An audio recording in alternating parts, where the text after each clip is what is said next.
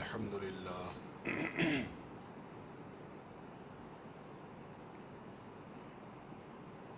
الحمد لله نحمده ونستعينه ونستغفره ونؤمن به ونتوكل عليه ونعوذ بالله من شرور أنفسنا ومن سيئات أعمالنا من يهده الله فلا مضل له ومن يضلل فلا هادي له وأشهد أن لا إله إلا الله وحده لا شريك له وأشهد أن محمدًا عبده ورسوله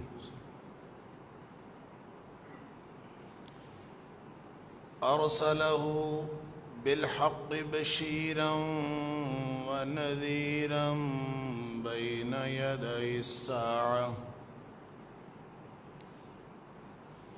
فمن يطع الله ورسوله فقد رشد واهتدى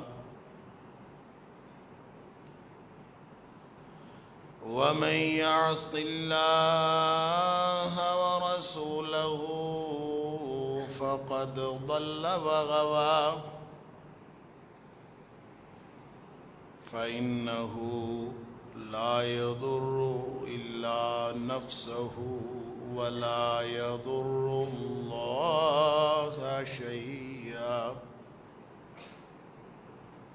نسأل الله ربنا أن يجعلنا ممن يطيعه ويطيع رسوله ويتبع رضوانه ويجتنب سخطه فإنما نحن به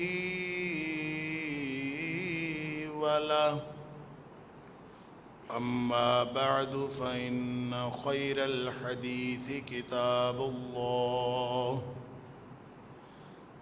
وخير الهدي هدي محمد صلى الله عليه وآله وسلم وشر الأمور محدثاتها وكل محدثة بدعة وكل بدعة ضلالة وكل ضلالة في النار فأعوذ بالله السميع العليم من الشيطان الرجيم من همزه ونفخه ونفثه بسم الله الرحمن الرحيم وعد الله الذين آمنوا منكم وعملوا الصالحات ليستخلفنهم في الأرض كما استخلف الذين من قبلهم وليمكنن لهم دينهم الذي ارتضى لهم وليبدلنهم من بعد خوفهم أمنا يعبدونني لا يشركون بي شيئا ومن كفر بعد ذلك فأولئك هم الفاسقون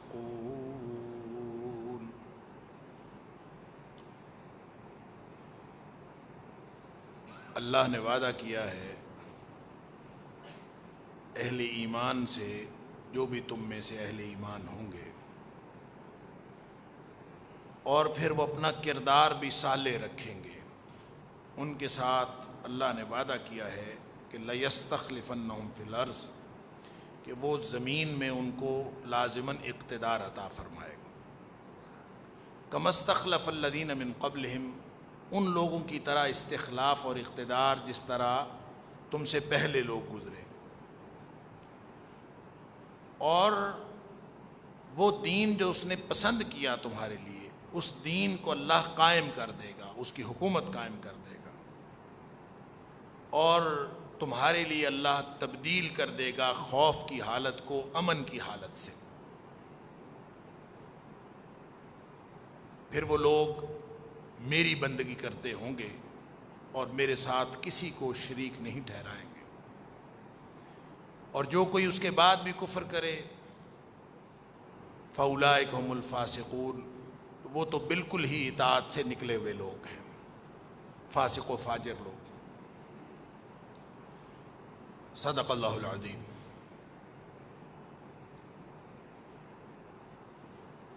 اللہ کا قانون یہ ہے کہ اللہ تعالیٰ اہل ایمان کو ان کے ایمان اور کردار کی بنیاد پر ایسا خطہ ارضی عطا فرماتا ہے جس میں مسلمانوں کی حکومت قائم ہو جاتی ہے، اور اللہ کا دین وہ بطور قانون کے اس جگہ پر نافذ ہو جاتا ہے۔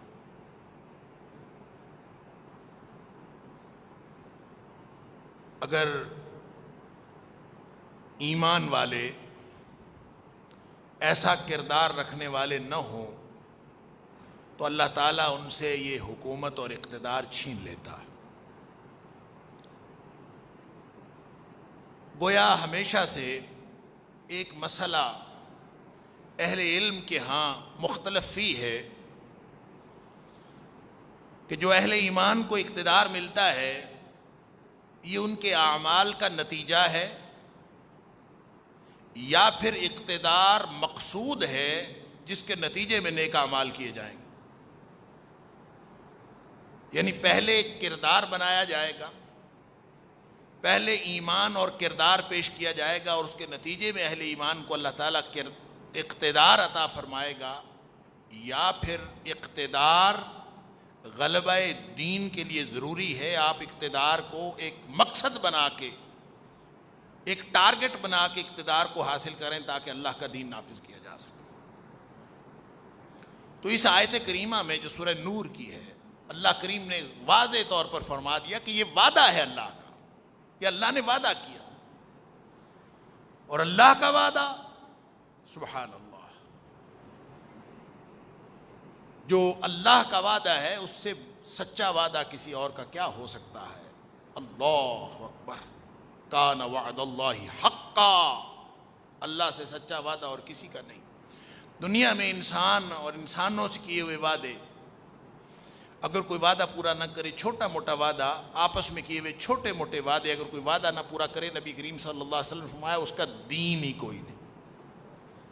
لا دین لمن لا عہد لہ، ایک روایت میں لا ایمان لمن لا عہد لہ، جو بندہ وعدہ نہیں پورا کرتا اس کا تو دین ایمان ہی کوئی نہیں۔ تو اللہ کا وعدہ وعد اللہ الذین آمنوا منکم وعملوا الصالحات، اللہ کا یہ وعدہ ہے کہ وہ تمہیں ایسے تم میں سے لوگ جو ایمان والے اور کردار والے ہیں وعملوا الصالحات، ان کو اللہ ایک غلبہ عطا کرے گا، اقتدار عطا کرے گا۔ اس کا مطلب یہ ہے کہ اقتدار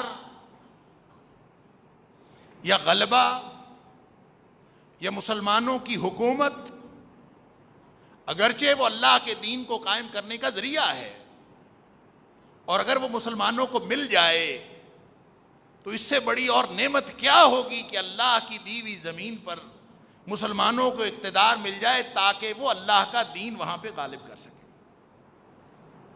تو یہ گویا اللہ کے انعامات میں سے ایک بہت بڑا انعام ہے کہ جہاں انسانوں میں سے کسی اور کا غلبہ نہ ہو بلکہ مسلمانوں کا غلبہ. سبحان اللہ.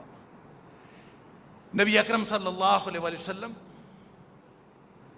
دعا فرمایا کرتے تھے. آپ کی دعاؤں میں ایک دعا یہ ہوا کرتی تھی کہ اللہ ہمیں پناہ دے، میں تیری پناہ میں آتا ہوں. اللہم انی اعوذ بک من غلبۃ الدین وقہر الرجال.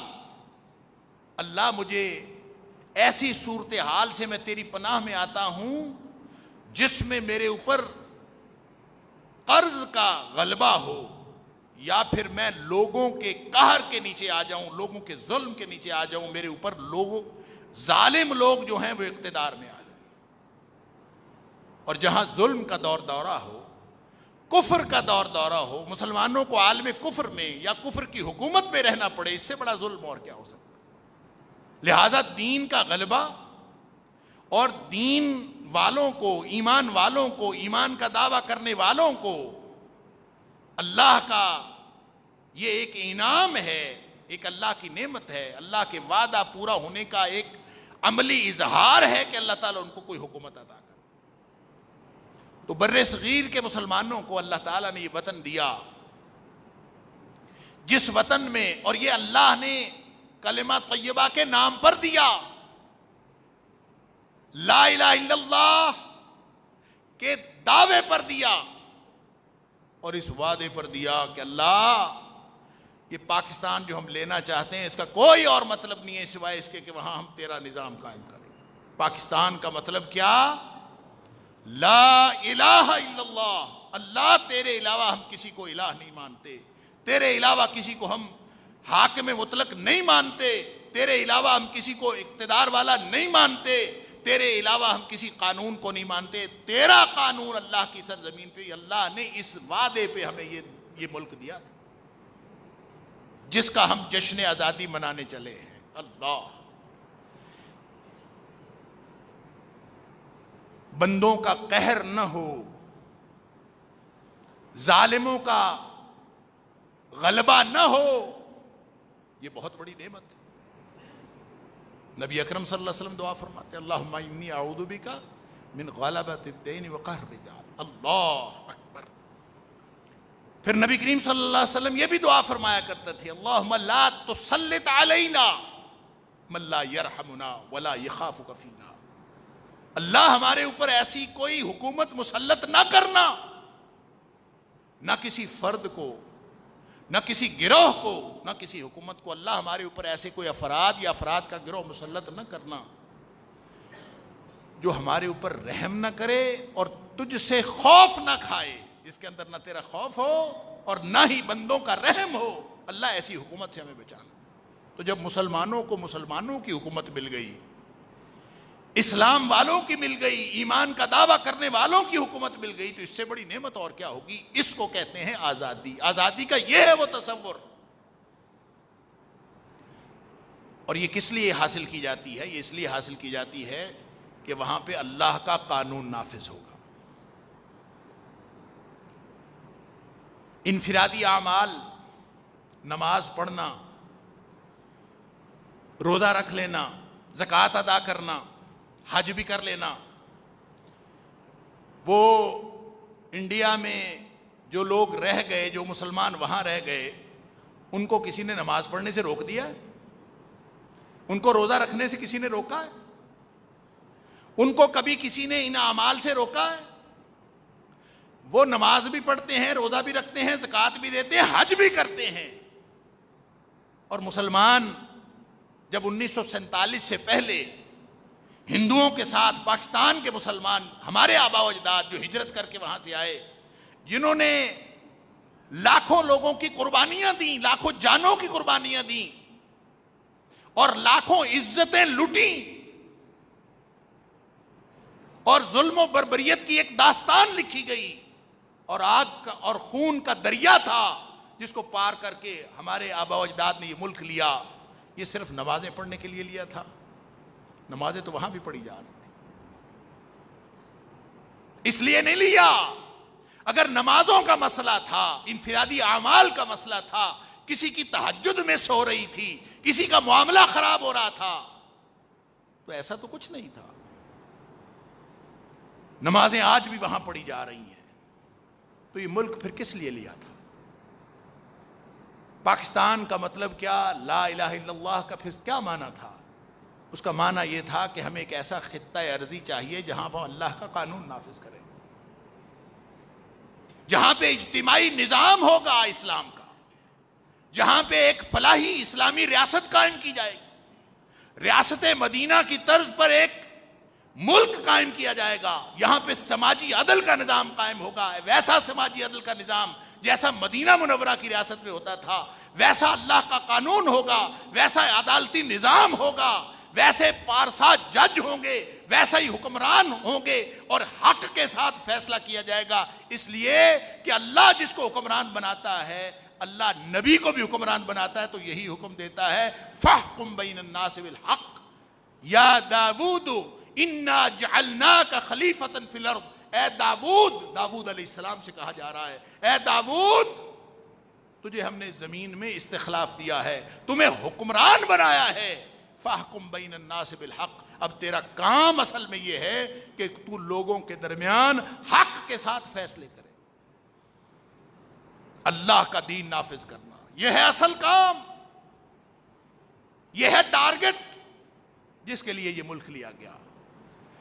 اللہ فرماتا ہے اگر ایمان اور عمل صالح تمہاری بنیاد ہو نا تو ہم تمہیں غلبہ حکومت بھی عطا کریں گے، آزادی بھی عطا کریں گے، اور ساتھ وَلَا يُمَكِّنَنَّ لَهُمْ دِينَهُمُ الَّذِي ارْتَضَىٰ لَهُمْ، اور وہ دین جو اللہ نے تمہارے لیے پسند کیا ہے، وہ دین، اس دین کی حکومت بھی اللہ قائم کر دے گا، اس دین کا نظام آ جائے گا۔ لہذا آج بھی عالم کفر کو مسلمانوں کی نمازوں سے خطرہ کوئی نہیں ہے، مسلمانوں کے روزوں سے کوئی خطرہ نہیں، تمہاری تہجد پڑھنے سے بھی کوئی خطرہ نہیں۔ مسجدوں کے اندر جو رش ہے نمازیوں کا، وہ مسلمانوں کے ملکوں سے زیادہ رش آپ کو کافروں کے ملکوں میں ملے گا۔ لوگ کئی کئی میل کا سفر طے کر کے گاڑیوں پہ نمازیں پڑھنے جاتے ہیں، اور ایسی بھری ہوئی مسجدیں آپ کو ملیں گی، ایسا شاندار ماحول ملے گا۔ اور اب تو سنا ہے کہ یورپ اور امریکہ میں حکومتوں نے ان کو عید کی نماز پارک میں پڑھنے کی بھی اجازت دے دی ہے، اور اب بعض مساجد میں کونسل نے ان کو لاؤڈ سپیکر پہ اذان دینے کی بھی اجازت دے دی ہے۔ کیوں؟ اس لیے کہ ان کو نمازوں سے کوئی خطرہ نہیں۔ خطرہ تب ہوگا جب کوئی نظام کو للکارے گا، خطرہ تب ہوگا جب کوئی اللہ کے دین کی بات کرے گا، اس کے نفاذ کی بات کرے گا، خطرہ تب ہوگا جب کوئی اللہ کے قانون کو، عدالتی نظام کو اللہ کے قانون کے مطابق قائم کرنے کی بات کرے گا۔ بات اللہ کے قانون کی ہوگی، نظام قائم کرنے کی بات ہوگی تو سب کو خطرہ ہوگا۔ اگر پاکستان میں آ کے ہم نے مسجدیں آباد کر لیں تو ہم نے کیا کیا؟ اللہ اکبر!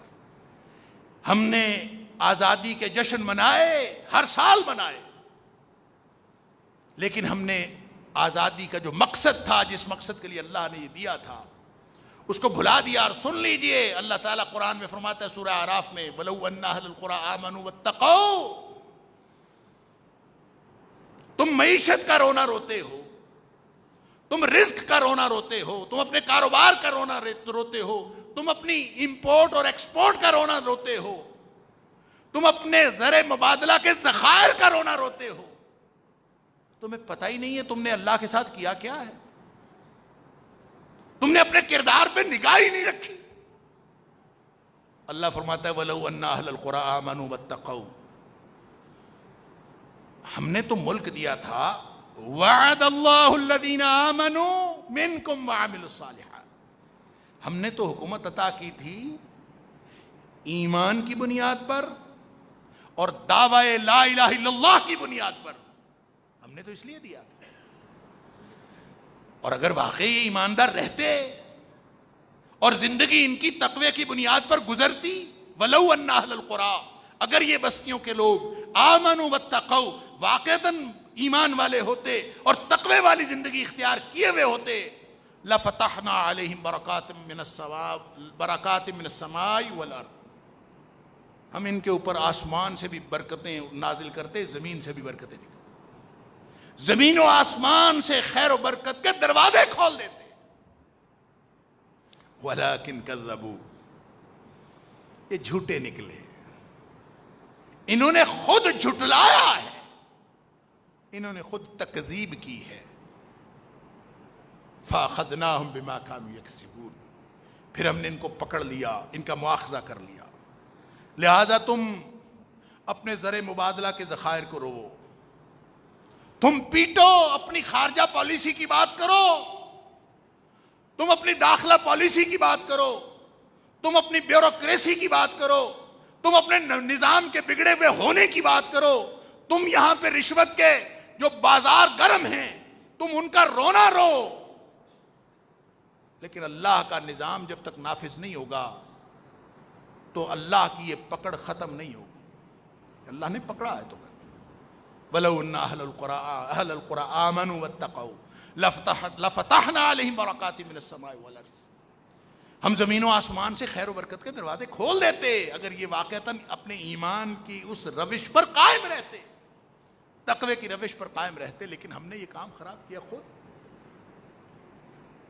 اللہ تعالیٰ نے اہل ایمان کے بارے میں ان کا کردار بتایا ہے سورہ حج کے اندر، الذین ان مکناہم فی الارض، ان کو زمین میں ذرا سا بھی اقتدار مل جائے نا تو یہ نظام قائم کرتے ہیں، اقاموا الصلاۃ وآتوا الزکوٰۃ، یہ نظام قائم کرتے ہیں، نظام صلاۃ اور نظام زکوٰۃ قائم کریں گے، لیکن صرف اتنا نہیں، صرف نمازیں نہیں، وَأَمَرُوا بِالْمَعْرُوفِ وَنَهَوْا عَنِ الْمُنْكَرِ، ایک امر بالمعروف اور نہی عن المنکر کا ایک نظام قائم کریں گے، اللہ کا قانون ہوگا۔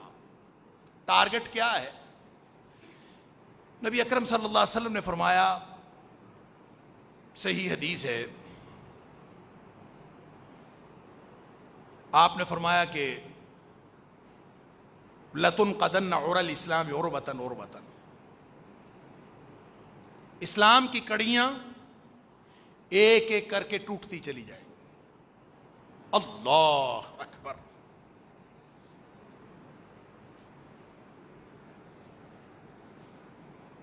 اسلام ٹوٹتا چلا جائے گا، اسلام کی کڑیاں ٹوٹتی چلی جائیں گی، حالانکہ اسلام تو مضبوط کڑا ہے۔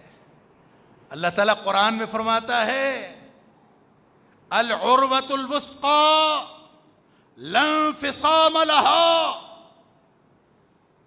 اسلام تو ایک مضبوط کڑا ہے، یہ کبھی نہیں ٹوٹ سکتا، یہ ٹوٹنے والا نہیں، یہ ٹوٹنے والا ہے ہی نہیں، یہ تو مضبوط کڑا ہے۔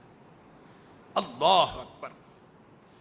جس نے بھی دین کے ساتھ جڑنے کا عمل کر لیا اس نے گویا مضبوط کڑا پکڑ لیا جو کبھی بھی ٹوٹے گا نہیں۔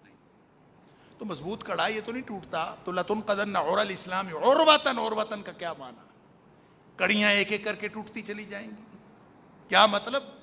اسلام نہیں ٹوٹے گا، لوگ ایک ایک کڑی کر کے اسلام کو چھوڑتے چلے جائیں۔ یعنی اسلام یہاں تھا، اسلام کا اصل مقام یہاں ہے، تو ایک کڑی چھوڑی، پھر ایک کڑی چھوڑی، پھر ایک کڑی چھوڑی، لَتُنْقَضَنَّ عُرَى الْإِسْلَامِ عُرْوَةً عُرْوَةً عُرْوَةً۔ فَلَمَّا انْتَقَضَتْ عُرْوَةٌ، جب کوئی ایک کڑی ٹوٹے گی یعنی ان کے ہاتھ سے چھوٹے گی، تَشَبَّثَ النَّاسُ بِالَّتِي تَلِيهَا، تو لوگ اس سے نیچے والی کڑی کو پکڑ لیں، اوپر والی چھوٹ گئی کوئی بات نہیں، اس سے نیچے والی صحیح، اس سے نیچے والی، آہستہ آہستہ دین پر کمپرومائز ہوتے چلے جائیں گے، دین ہاتھ سے چھوٹتا چلا جائے۔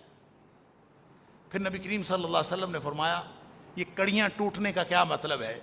فرمایا اولہن نقضا الحکم، جو پہلی کڑی اسلام کی ٹوٹے گی نا وہ یہ ٹوٹے گی کہ اللہ کے قانون کی بجائے غیر اللہ کا قانون آ جائے گا۔ یہ ہے اصل اسلام، وہ ہاتھ سے چھوٹا۔ پھر ہم نیچے آ گئے، پھر ہم نیچے آ کے ہم نے کہا کوئی بات نہیں، ہم ریاست مدینہ کا نام لیتے ہیں، اتنا بھی کافی ہے۔ ہمارے آئین کے اندر یہ لکھا ہے کہ کتاب و سنت کے خلاف کوئی قانون نہیں بنے گا، اتنا بھی کافی ہے۔ ہمارے ہاں اسلامی نظریاتی کونسل موجود ہے، ہمارے ہاں وفاقی شرعی عدالت موجود ہے، اسلامی ادارے موجود ہیں، اسلامائزیشن کی مانیٹرنگ کے لیے ادارے موجود ہیں، اتنا بھی کافی ہے۔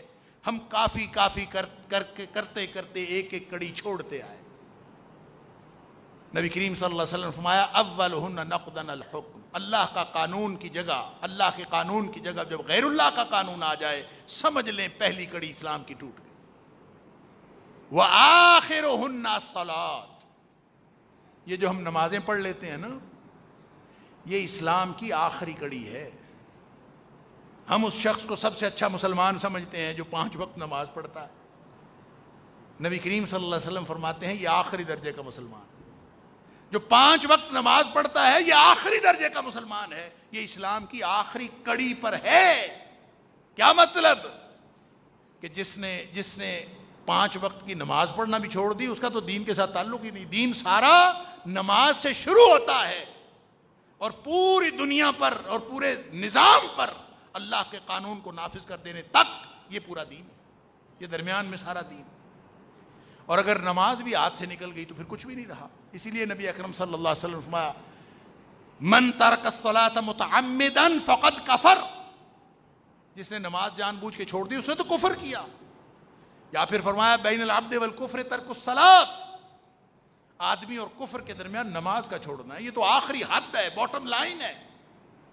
تو نظام اوپر ہے۔ ہم نماز پڑھ کے ہم نے سمجھا کہ ہم نے دین قائم کیا ہوا ہے، نہیں بھائی، اللہ نے ملک اس لیے نہیں دیا تھا۔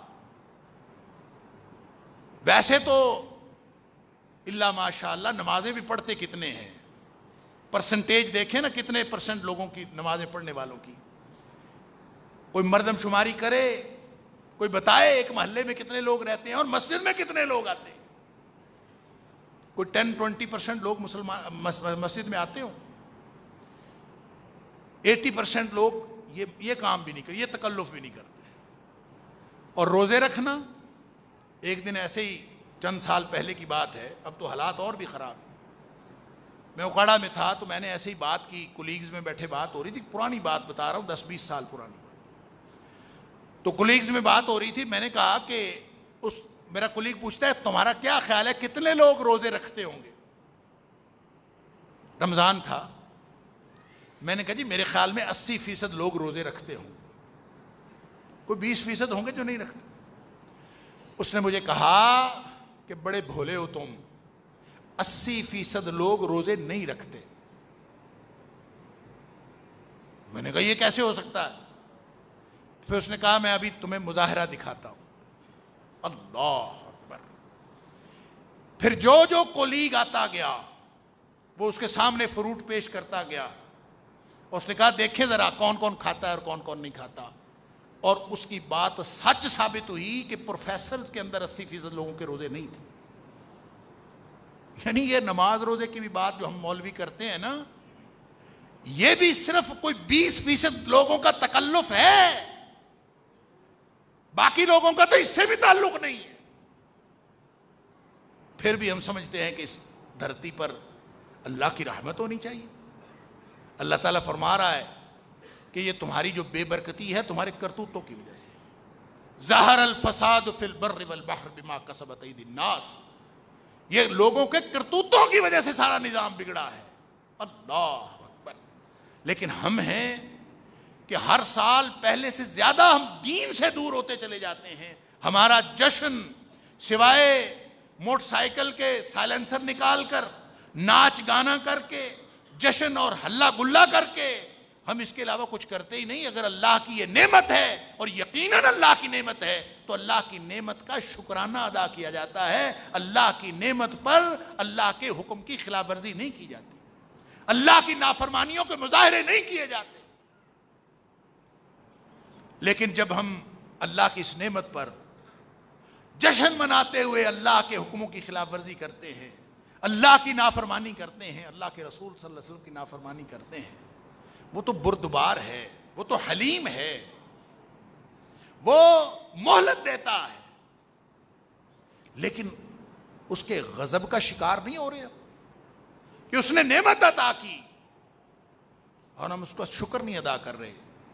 قرآن کہتا ہے لَإِن شَكَرْتُمْ لَأَزِيدَنَّكُمْ، تم شکر کرو ہم نعمت میں اضافہ کرتے جائیں۔ گویا جو شکر نہیں کرے گا نعمت میں کمی ہوگی۔ تو نعمت کے اندر یہ ہماری نعمت، ہمارا ملک، ہمارا وطن، وطن کی محبت ہر شخص کو ہوتی ہے، فطری چیز ہے۔ گھر تو پھر گھر ہوتا ہے۔ اللہ، کسی شاعر نے کہا تھا کہ سروں پہ چھت بھی ہے،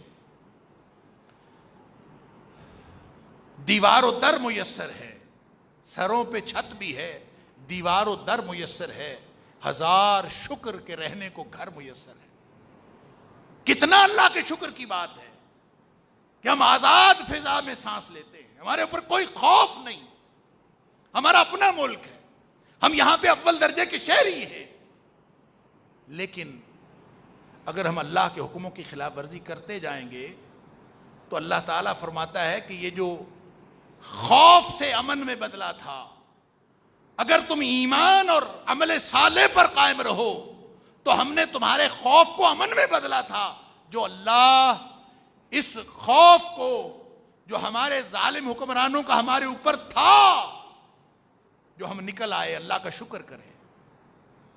اور جس کو شکر کے جذبات پیدا نہیں ہوتے وہ کشمیریوں کا حال دیکھ لے، اور جس کے شکر کے جذبات، عام انڈیا کے عام مسلمانوں کا حال دیکھ لے، تو دل میں پھر شکر کے جذبات پیدا ہوں گے۔ اللہ قرآن کہتا ہے کہ وَمَا لَكُمْ لَا تُقَاتِلُونَ فِي سَبِيلِ اللَّهِ وَالْمُسْتَضْعَفِينَ مِنَ الرِّجَالِ وَالنِّسَاءِ وَالْوِلْدَانِ الَّذِينَ يَقُولُونَ رَبَّنَا أَخْرِجْنَا مِنْ هَذِهِ الْقَرْيَةِ الظَّالِمِ أَهْلُهَا۔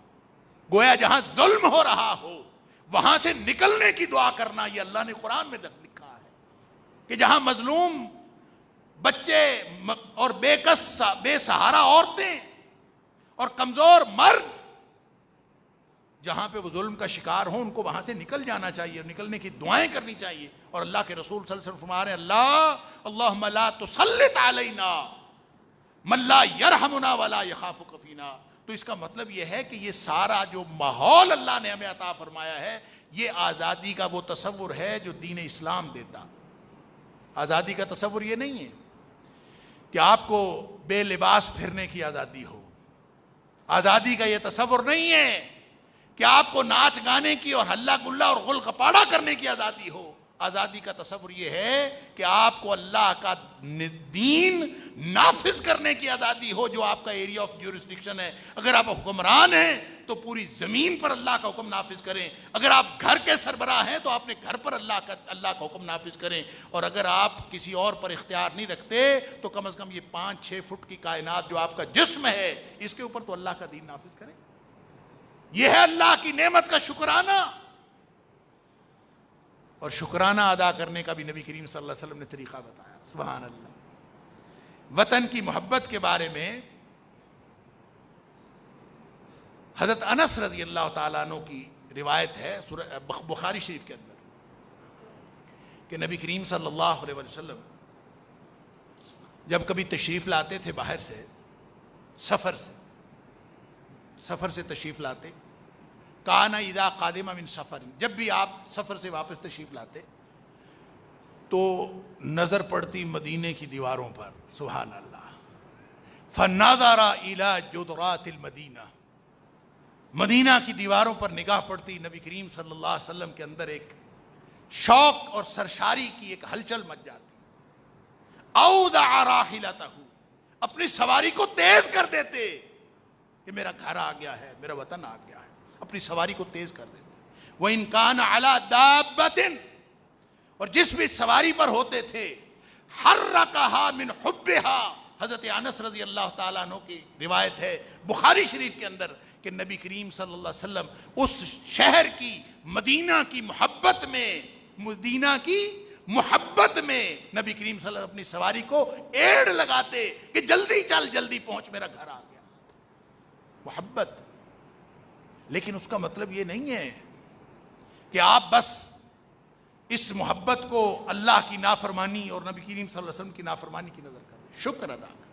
اور شکر ادا کرنے کا طریقہ خود یہ بھی حضرت انس رضی اللہ تعالیٰ نے بتایا کہ نبی کریم صلی اللہ علیہ وسلم کو جب بھی کوئی خوشخبری ملتی تھی، اللہ اکبر، ایک تو یہ ہے نا جب آپ کو کوئی مہم درپیش ہوتی تھی، جب آپ کو کوئی اہم معاملہ درپیش ہوتا تھا، کوئی مسئلہ درپیش ہوتا تھا، اذا حضبہ امر، جب بھی نبی کریم صلی اللہ علیہ وسلم کو کوئی معاملہ درپیش ہوتا تھا، اہم معاملہ، صلی، آپ نماز پڑھنا شروع کر دیں. اور ایک روایت حضرت انس کی ابن ماجہ کے اندر، یہ صحیح حدیث ہے، اذا بشر بحاجت، جب بھی نبی کریم صلی اللہ علیہ وسلم کو کوئی خوشخبری دی جاتی، کوئی کسی کام کی اچھی خبر ملتی، تو اس پر ہم ڈھول ڈمکا کرتے ہیں، گل گپاڑا، اچھی خبر ہے نا. اللہ اکبر. نبی کریم صلی اللہ علیہ وسلم کیا کرتے تھے؟ حضرت انس رضی اللہ تعالیٰ عنہ فخر ساجدا، نبی کریم صلی اللہ علیہ وسلم اسی وقت سجدے میں گر جاتے تھے. اور ہم نے دیکھا، تاریخ میں پڑھو، جب یہ ملک لیا گیا تھا، یہ وطن لیا گیا تھا، ایک زمین کے ٹکڑے کے لیے کوئی شخص اپنی عزتیں قربان نہیں کرتا، کوئی اپنی جانیں قربان نہیں کرتا. کسی کو کیا پڑی کہ اپنا گھر بار بھی چھوڑے، اپنی عزتیں بھی لٹائے، لاکھوں لوگوں کو شہید کروائے، اور پھر اتنی بڑی ہجرت، تاریخ انسانی کی ایک بہت بڑی ہجرتوں میں سے ایک ہجرت ہوئی جب یہ ملک ملا. اور اپنے آباء و اجداد سے قصے سنے کس طرح سے یہ ملک لیا گیا. کیا یہ غل گپاٹا کرنے کے لیے لیا گیا تھا؟ کیا یہ ناچ گانے کے لیے ملک لیا گیا تھا؟ یہ ملک لیا گیا تھا. ہمارے بزرگ بتاتے تھے کہ ہم جب پاکستان بننے کا اعلان ہوا تو ہم اس انتظار میں رہتے تھے کہ کس دن ہم یہاں سے جائیں اپنے اس وطن میں، وہاں جہاں اسلام کا دورہ ہوگا، جہاں پہ عدالتیں اسلام کے مطابق فیصلے کریں گی، جہاں اللہ کا دین نافذ ہوگا. وہ ایک ایسی سرزمین ہوگی جہاں پہ اللہ کا قانون ہوگا اور انصاف کا دورہ ہوگا، سماجی عدل ہوگا. وہ کہتے ہیں ہم بیٹھ کے یہی پلان کیا کرتے تھے کہ کون سا دن ہو اور ہم وہاں پہنچ جائیں. یہ وہ وجہ تھی کہ آسمان دنیا نے وہ منظر دیکھے کہ جو شخص پاکستان کے حدود میں داخل ہوتا تھا وہ اس مٹی کو چومتا تھا اور سجدہ ریز ہو جاتا تھا کہ ہم دھرتی پہ آ گئے ہیں جہاں اللہ کا دین نافذ ہو. ہم جھوٹے نکلے. اللہ فرماتا ہے وَلَوْ أَنَّ أَهْلَ الْقُرَىٰ آمَنُوا وَاتَّقَوْا لَفَتَحْنَا عَلَيْهِمْ بَرَكَاتٍ مِّنَ السَّمَاوَاتِ وَالْأَرْضِ. ہم آسمان و زمین سے ان کے اوپر خیر و برکت کے دروازے کھول دیتے. وَلَكِنْ كَذَّبُوا، ہم جھوٹے نکلے. آج بھی موقع ہے میں اور آپ ارادہ کر لیں، اس یوم آزادی کے اوپر میں اور آپ اللہ سے وعدہ کر لیں، اللہ جتنا بھی اختیار ہے، میرے اس جسم پر تو میرا اختیار ہے اور کہیں بھی نہیں تھا. میرے گھر میں تو اختیار ہے میرا، اللہ جتنا اختیار ہے میں تیرا دین نافذ کروں گا. اللہ میں اپنے گھر میں اگر میرا اختیار اس ملک پر ہوگا تو میں پورے ملک پر اللہ کا دین نافذ کروں گا. ہم اللہ سے وعدہ کر لیں اپنے اختیار کے مطابق، لا یکلف اللہ نفسا الا وسعها. اللہ کسی کو تکلیف نہیں دیتا، کسی کو ذمہ دار نہیں ٹھہراتا جتنی اس کی استطاعت ہے. ہم اپنی استطاعت کے مطابق اس یوم آزادی پہ یہ طے کر لیں کہ اللہ ہم اپنی جگہ پہ جہاں جہاں خرابیاں ہیں، حکومت ہمیں مجبور کرتی ہے جھوٹ بولنے پر، حکومت ہمیں مجبور کرتی ہے فراڈ کرنے پر، حکومت ہمیں مجبور کرتی ہے ملاوٹ کرنے پر. حکومت کا کیا اس بات پہ کام ہے؟ ہم سب اپنی جگہ اپنے دین کی حفاظت کا انتظام کریں. اگر ہم سب ٹھیک ہو جائیں گے تو یہ ملک بھی ٹھیک ہو جائے گا انشاءاللہ. اس لیے کہ افراد کے ہاتھوں میں ہے اقوام کی تقدیر. ہر فرد ہے ملت کے مقدر کا ستارہ. یہ اقوام اور یہ ملک یہ اینٹ گارے سے اور روڑوں سے نہیں بنتا، یہ افراد سے بنتا ہے. اور افراد کون ہیں؟ میں اور آپ ہیں. آئیے اس یوم آزادی پہ اللہ کے ساتھ ایک وعدہ کر لیں، اور سچا وعدہ کر لیں کہ اللہ آج سے پہلے جتنی غلطیاں ہوگی تو معاف کر دے، ہمیں جو تو نے نعمتیں عطا فرمائی ہیں ہم تیرے شکر میں گزاریں گے۔ اور شکر کیا ہوتا ہے؟ شکر یہ ہوتا ہے کہ جو نعمت اللہ نے عطا فرمائی ہے، دیکھیں ہم دنیا میں بھی ایک دوسرے کو کچھ چیزیں دیتے ہیں، کسی شخص کو کوئی چیز دی جائے، آپ کسی کو سوٹ دیتے ہیں گفٹ، وہ اس سوٹ کو پہننے کی بجائے وہ اس کو صفائی والا کپڑا بنا لے، اور آپ کو پتہ چلے کہ میں نے جو دیا تھا اس نے پہنا نہیں ہے، اس نے تو ٹکڑے کر کے صفائی والے صافے بنا لیے، تو اس کو کتنا پسند آئے گا؟ اس کو غصہ آئے گا، میں نے جس مقصد کے لیے دیا اس نے نہیں پورا کیا۔